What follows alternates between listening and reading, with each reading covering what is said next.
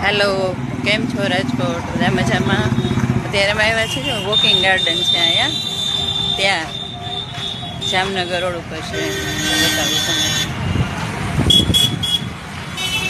બીજી એક વાત કહેવાની છે. આ નવરાત્રિ આવે છે ને, આપણે એના વિશે કે આ નવરાત્રિ આ અમારા જમાનામાં દાખલા તરીકે આજથી 85ની સાલ હશે, ત્યારની વાત કરું છું. કે ત્યારે 5-5:30 વાગે ને તો બધા છોકરીઓ, અમારા જમાનાની વાત કરું છું, કે ગરબા ગાવા જતા.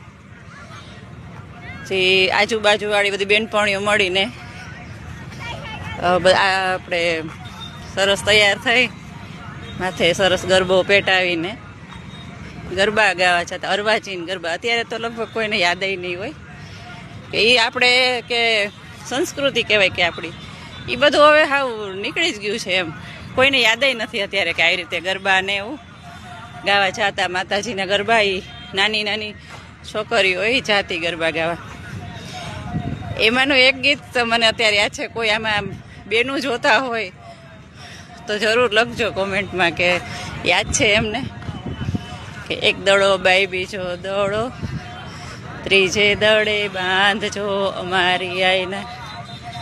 કોઈ પણ આપણે ભાઈનું નામ લઈ લે કે દેવમભાઈ તમારી વહુને વારજો, તમારી વહુ છે લાડકા, ઝુમડા ગળાવજો, ઝાડ ઉપર ઝૂમણું ને ટાંચ ઉપર ટીલી, આવ્યો મારો વાલો વીર કાંઈ કાંઈ લાવ્યો રે સોનાની ટીલી, માને તીને મોલજો,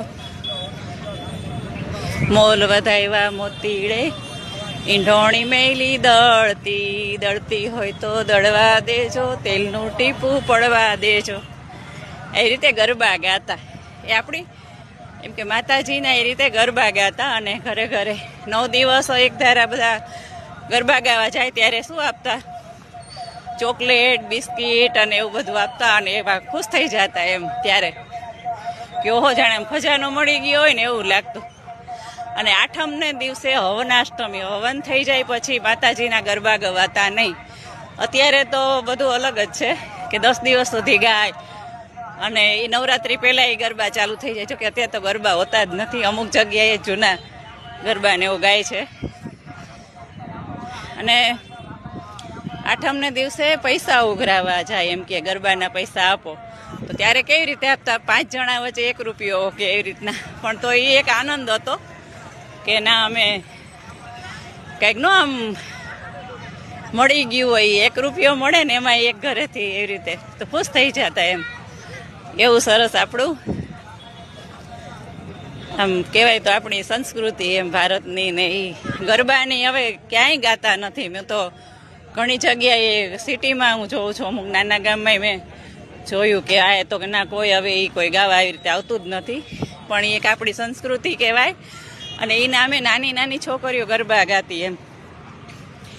અને અત્યારે તો એવું કંઈ છે જ નહીં. માતાજીના ગરબા તો ઠીક બધું, પણ ડિસ્કો દાંડિયા કહેવાય એ થઈ ગયું છે.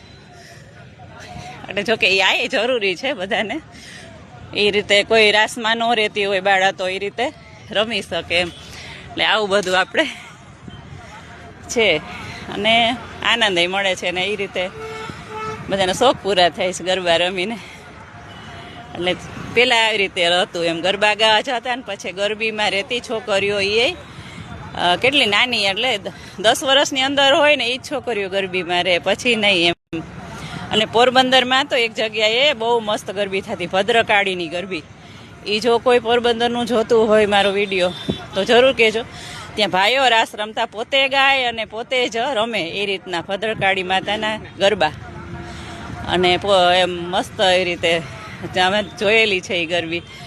એટલે આમાં યુટ્યુબમાં ઘણી વખત કોઈને જોવું હોય તો સર્ચ કરીને જોઈ શકો છો. એ ગરબી બહુ સરસ, હજી એની પરંપરા છે ત્યાંની ગરબીની એમ. એટલે આવી સરસ આપણી નવરાત્રિ હતી ને. અત્યારે તો બધી જગ્યાએ ગમે એને રમવું એને છૂટ એમ એ રીતે. અમુક જગ્યાએ હજી રાજકોટમાં એ રીતે ગરબીઓ રમાય છે કે નાની છોકરીઓને જ રાખે છે એમ. માતાજીના ગરબા જ હોય, બીજું કાંઈ નહીં. અત્યારે તો આડાવડા ગીત કેટલા બધા વધી ગયા, ખબર જ ન પડે કે આ નવરાત્રિ હાલે છે કંઈ બીજું પણ હશે બધાને. અત્યારે જમાનો એવો છે એટલે એ રીતે.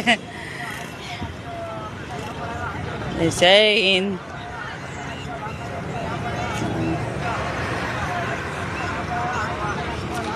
જય માતાજી.